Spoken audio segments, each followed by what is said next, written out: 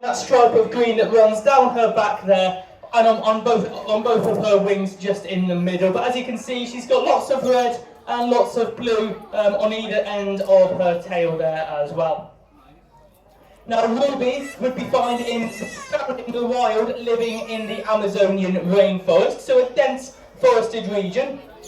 There are lots and lots of trees in this area, and when she's flying from one place to another, what she'd actually have to do is tuck her wings in to make sure that those branches don't hurt her in any way, shape or form. So although she is quite a big, large bird, she is quite agile. So what she's showing you for you perfectly here today is just how she can move from one branch to another using those really strong talons and that really strong beak as well. As I said, just to move from one branch to another to find all the different types of food that she would find in this rainforest. So lots of seeds and lots of fruit as well in these regions. However, sometimes there is some food just underneath her on a smaller branch. For example, this smaller rope here today. She's showing you perfectly how she'd get that food, lifting it up, using those strong talons and strong beak once again to get all that food that might be just a little bit too far away for her to reach to. So can we give Ruby, guys, a great big round of applause for that amazing demonstration there, just perfectly showing us how she gets all her food. Now, Ruby is a very special bird here today because she's going to be the first to make the donation to our Silent Forest campaign that we are supporting here at Blackpool Zoo. Now, this is a foundation that supports the protection of Asian songbirds out in the wild that are being taken out of the wild and are being forced to compete in song competitions. And there are many species which populations are declining to the stage where they are critically endangered out in the wild. But like I said, this is a charity that we support here at Blackpool Zoo. I'll be on the gate at the end with the collection bucket afterwards. Anything as small as a penny really does go towards this fantastic charity that we're supporting here at Blackpool Zoo. Now, as you can just see, our second bird of the day has just flown into the arena here today. This is Taz and Skittles. Taz and Skittles are rainbow lorikeets, and as you can see, they're a lot smaller and a lot more range of colours all over their bodies there. So lots of blue on their head, orange, green, yellow and red as well, all down the chest and the back as well. So a lot more colourful than Ruby was, and they're also from a completely different place in the world. They're native to Eastern Australia. And these guys are showing perfectly how they have that different feeding method, moving down those branches there, able to suspend themselves because they are a lot lighter than Ruby. Their favourite food out in the wild is nectar, and this is what Jake has in his pot here. So they're able to drink this nectar really quite quickly, using lots of bristles that they have on their tongue to drink that water, to drink that nectar nice and quickly. They can also do a little bit of a kiss, just like that, so that they're sharing this nectar, so they get a fair share of the nectar between themselves.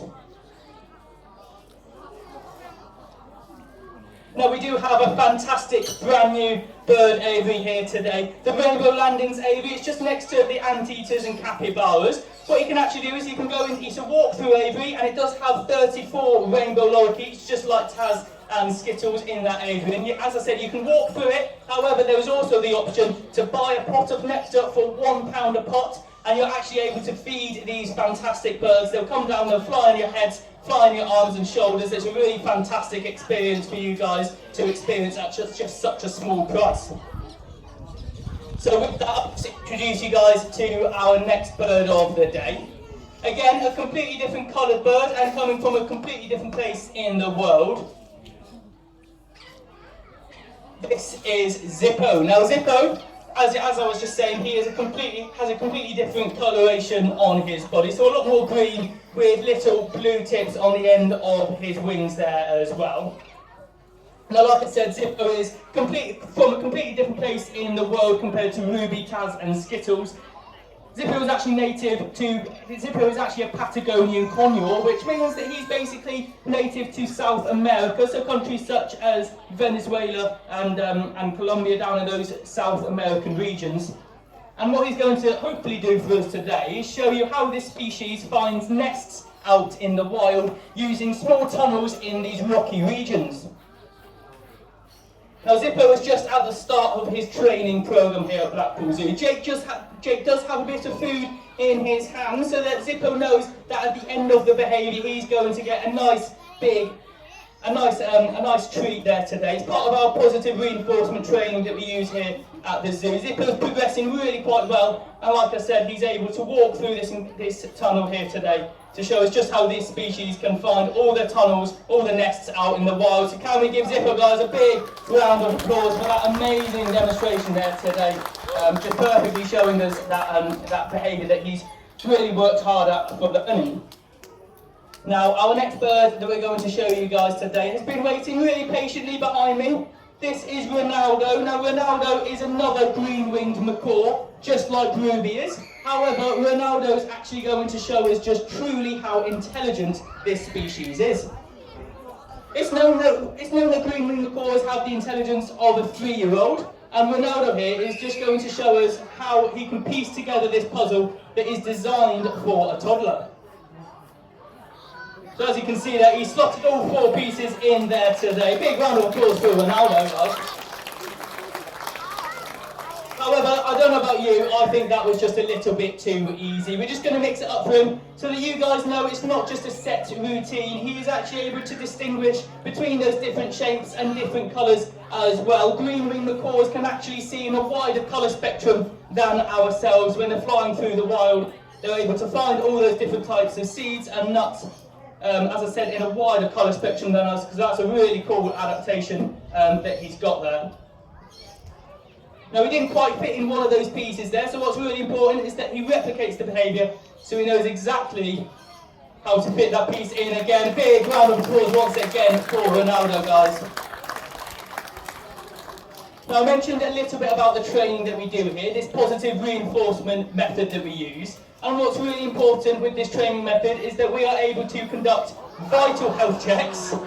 So as you can see, guys, Ronaldo has just rolled onto his back just as Nikki has asked him to do so. And she's able to look all over his talons, all across those feathers, make sure everything is in absolute perfect condition and nothing is abnormal. It's a really non-invasive, stress-free way to do our health checks here at Blackpool Zoo. With all animals that we use this positive reinforcement method, Ronaldo knows at the end of the behaviour he's going to get a nice big treat, just like he's got there, that he's having a bit of a nibble on there. So can we give Ronaldo a big round of applause once again, as he gives you a bit of a wave goodbye today. Now, as he makes his way out of the arena, our next bird will just be making her way past, and they have a bit of a squawk at each other as well. Now, this is Jill, and Jill is another macaw. However, you can see that she's got a completely different coloration all over her body. She is what's known as a Catalina macaw. So she's got lots of green, lots of blue all down her back, and a really vibrant orange and red colour all down her chest and underneath her wings as well. Now, you wouldn't actually find a Catalina macaw like Jill flying around out in the wild. This is because Jill is basically a result of what you'd get from the pet trade. So she's a hybrid species. She's a mix of a few different species of macaw. Just a reminder, guys, if Jill's flying around the arena, can we just stay seated, please, just so we don't have any distractions when she's flying around for us. Now, you'll be able to see on the end of Jill's tail, she has an incredibly long tail on the end of her body. This is really, really important, as she's able to direct herself absolutely perfectly, just like she was showing you there. Can we give Jill a big round of applause once again, guys?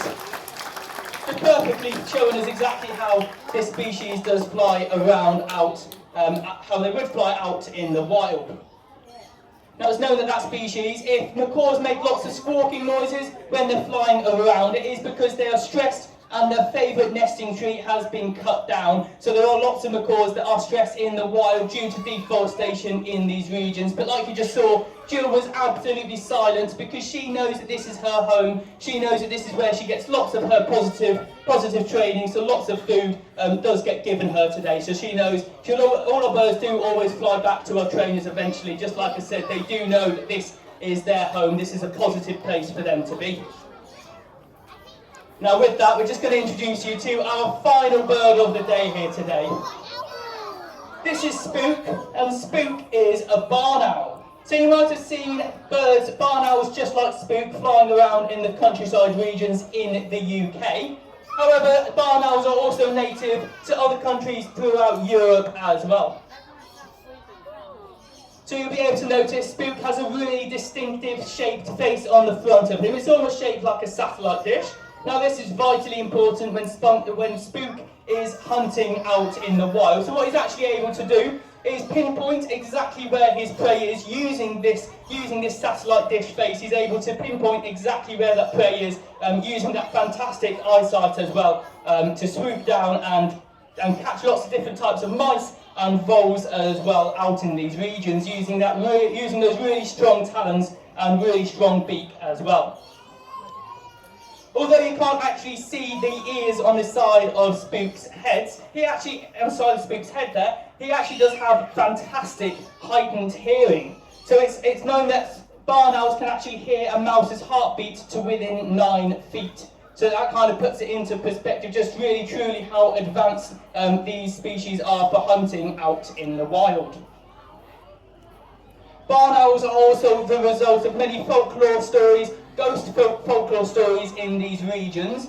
That black eye and that white sheen, that really bright white colour that it has all over his body does kind of give the impression that a ghost is flying through in these midnight skies. However, it is just simply a barn owl that's flying through these dark regions.